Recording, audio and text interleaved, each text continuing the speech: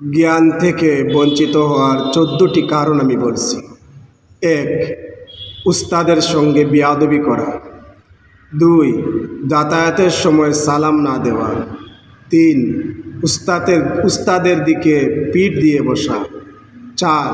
উস্তাদের দিকে পা দিয়ে বসা। 5. আনুগত্য কম করা, কিছু মানা আর কিছু না মানা। 6. মোহাব্বতের মধ্যে কমতি করা। 7. উস্তাদকে ধোঁকা দেওয়া। 8. উস্তাদের সাথে মিথ্যা কথা বলা। 9. নিজের ভুলের তাবিল করা। 10. খেদমতে কমতি করা। 11.